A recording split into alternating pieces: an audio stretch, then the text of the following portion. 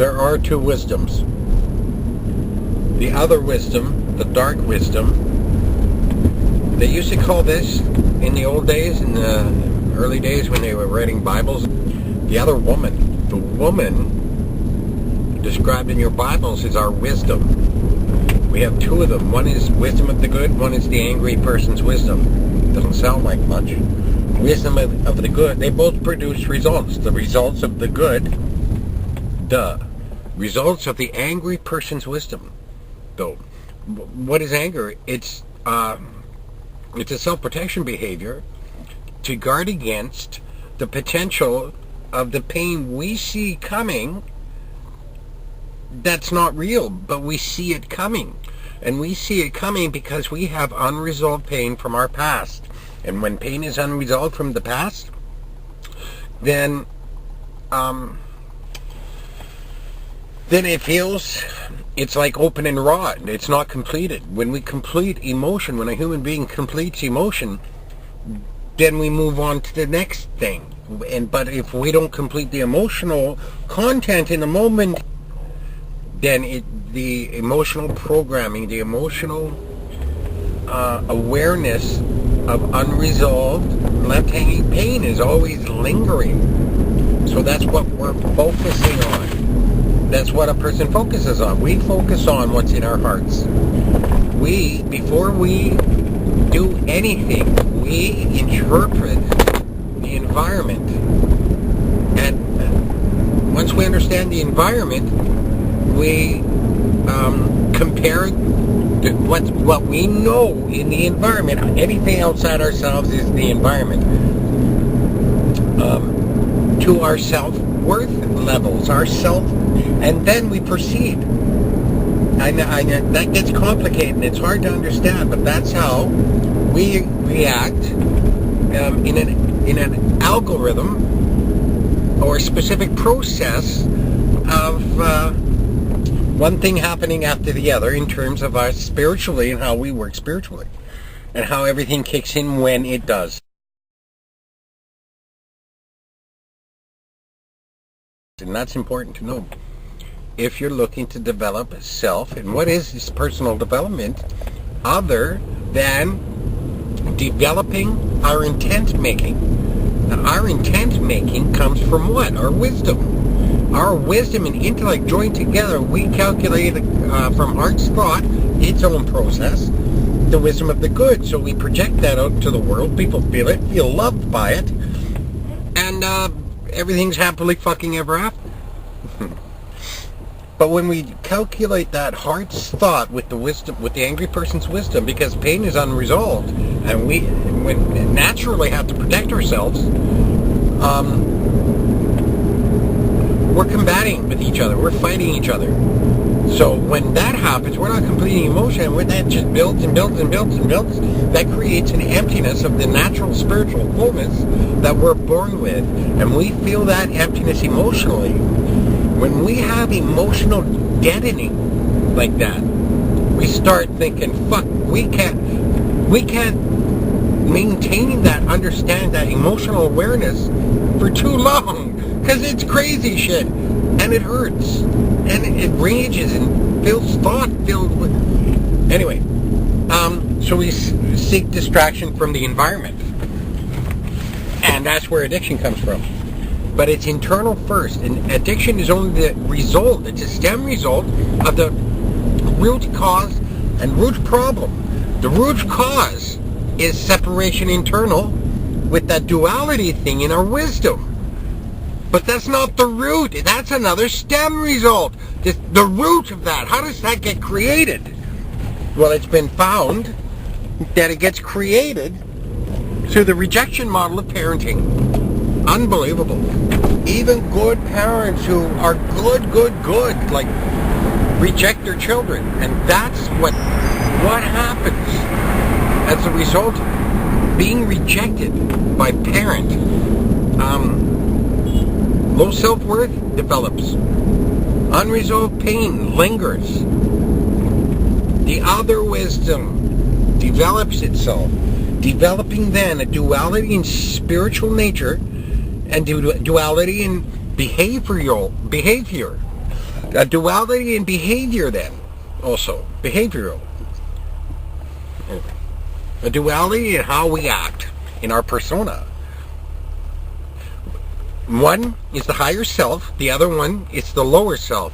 One higher self feels free to self-express, or the lower self is too afraid to self-express. That's the result of the rejection model of being parented.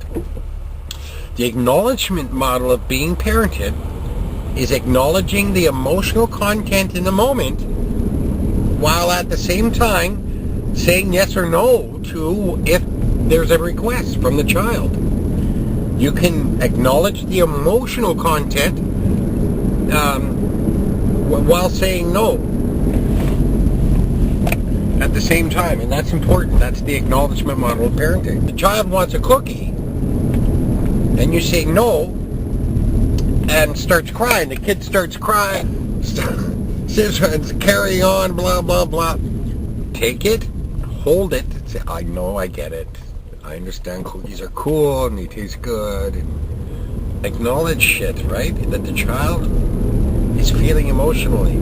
But you still can't have the cookie till after dinner. And who cares after that?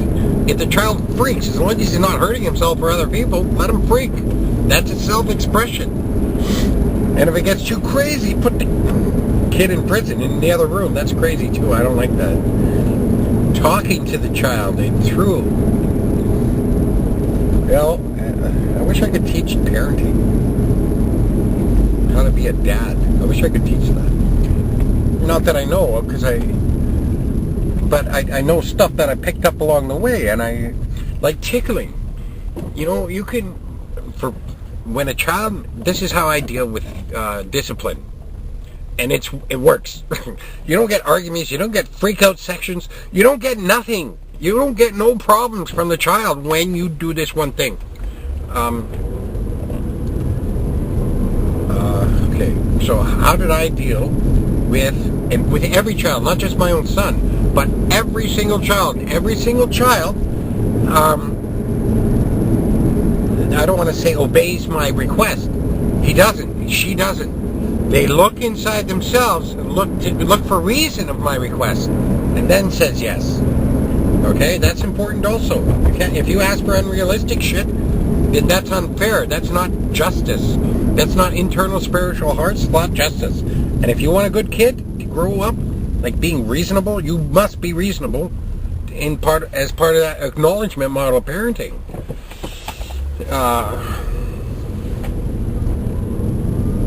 Anyway, so whenever, like with my son, I say, I'll give him that example. When he was old enough to understand stuff, I said, look, I would do that. Look, this is how I'm going to be a dad. When I'm happy with you, this is what I'm going to do. I go, chicka, and start tickling, right? And the kid would love that. And then I say, but look, this is what I'm going to do when you piss me off. And then you start tickling again. And let that be real, and it's real. And that's what you're going to do from now on when the child makes you happy and when he pisses you off. It's the same tickling. But after he pisses you off, and then you stop and talk and say, look, I love having fun with you, and I meet those needs for you, no problem. But I have needs too, and I need you to meet my needs. They're reasonable. And if it's a reasonable need that I need met, then I need you to meet that. And, you know, the kid knows he's in trouble, but he's getting tickled, so everything's okay, and he's open. There's no self-protection. You ignite a self-protection behavior, or a self-protection lower self-animal instinct in the child, he's going to be that. She's going to be that. But if you maintain fairness in your relationship with your child, it's fairness. That's all it is. Okay? Then the child will respond to that. Anyway, but you tell the child, okay, so we both have needs. Yours is fun, and tickle, to remind them of that fun. And I have needs. Mine's just a little bit of discipline. Because you're the father, or you're the mother. That's the important part. You establish that. I'm the dad, and this is what I need as your dad. Or I'm the mom, and this is what I need as your mom. So you're the kid, I know what you need as a kid when I'm happy with you, and I know what you need as a kid when I'm angry with you. Same thing, tickling, and the kid's gonna love that. But the thing is, what's established then is the next time the kid acts out in the same way, because she will. You can say, "This is what I need," remember? And soon, if not immediately, but eventually, the kid's gonna, in whatever language, tell you to fuck off. He's not playing that game no more. That's what kids do. But then you say, "Oh, you don't want to meet my need as your dad." I'm sorry. You don't want to meet my need as your father, a father's needs. Okay, then I won't meet your needs as a child, the child's needs. And the child will go, okay, because you won't see it coming. What's coming next? This is the part where you get complete discipline with reason and balance for the rest of the kid's life. It works with every kid, not just mine.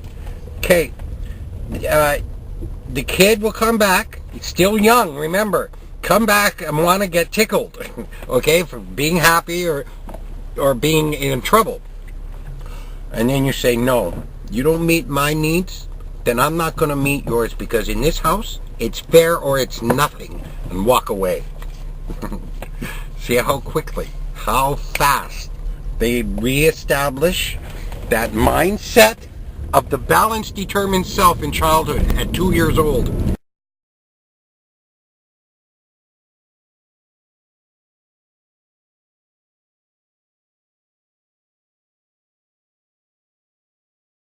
Well, whenever your child starts talking, understanding language.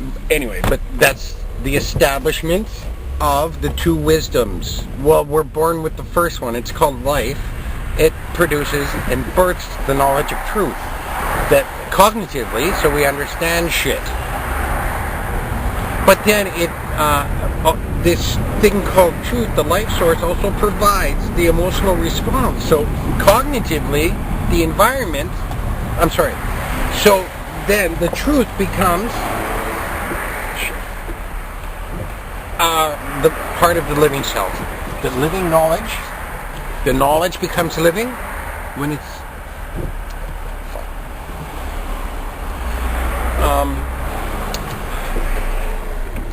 after we accept the emotional impact, then the knowledge becomes living inside of us. And when we complete the emotional content and do all that's necessary, in which we have a map now, then we get that spiritual fullness, that sense of spiritual fullness. But when we don't, we become emptied and no longer having our emotional needs met, because that's what spiritual fullness does. It meets emotional need. Don't hit a child.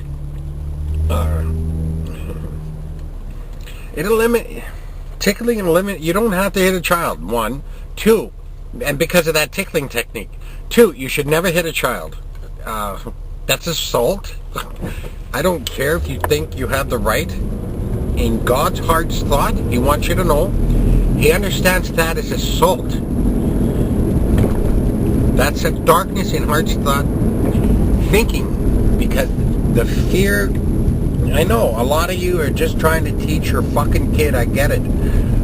But you're operating from the wisdom of fear, the wisdom of anger, because you don't want that to happen to your fucking kid. I get it.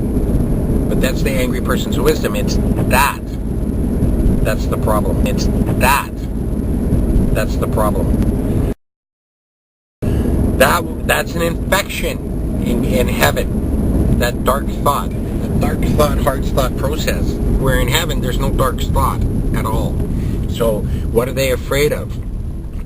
God says, no, we're not going in with that second wisdom, that other wisdom. We have to cleanse that of ourselves first. And this is the beginning on how to do that. It's like AIDS. I know I've said this 1,000 times already, but no one would go downtown and get a junkie to put his blood into you. That's just stupid, and you wouldn't infect your own body. God will not infect His own realm by inviting it from this one. He gives us all kinds of you have no idea the amount of chances we've had. And This is, we're drawing down to the last little bit itsy bitsy chance. So, the thing is, this was all known, it was all going to happen, all this ugly shit and evil, because that's the result thing. The one thing that happens has results. So this is the result of the angry person's wisdom, the other wisdom, because it starts in every child through the rejection model of parenting. And sure, there's the committed evil people who don't, who have a different education than we do. You just don't even look at them. Go ahead if you want to, but I promise you, you won't want to one day and just focus on yourself. You might as well just do that now. Evil people, they have a different type of education. Those who those who follow the evil people, not because they're evil and they're scared because they're threatening them, but because truth speaks to them, but they follow their lies. That's the darkness in heart's thought. That's an education needed, okay? For both the sheeple, I love that one. People who follow blindly, when their guts tell them, their seed, their life source, tell them, no, don't. This is lies. But you do anyway because you're afraid. That's, you aren't evil. You're just a sheep, a sheeple. You and the committed evil people all have the same education. Shitty. The rest of us don't. We have ours, and you're getting it. Because you're looking for it, not because I'm telling you to. That's the thing, right? Because people, the fearful people aren't looking for this. They're not looking for ways to become stronger. They're very comfortable with what they know as evil, but convince themselves it's something else. That's the darkness part, when you convince yourself that truth doesn't exist. It actually looks like this. That's the darkness that is in the infection. So the spiritual infection can't be allowed in that sense. Anyway, I don't know. Two wisdoms, one intellect. Both wisdoms want to join with intellect in our thought, okay, to produce the result, the child. That's what the child is. It's written in your Bibles. Spiritual yeah, they want to interact with intellect. Intellect and wisdom of the good, the natural kind, is the Christ consciousness when it's used naturally like the child does, before the conversion, spiritual, before the two wisdoms are there.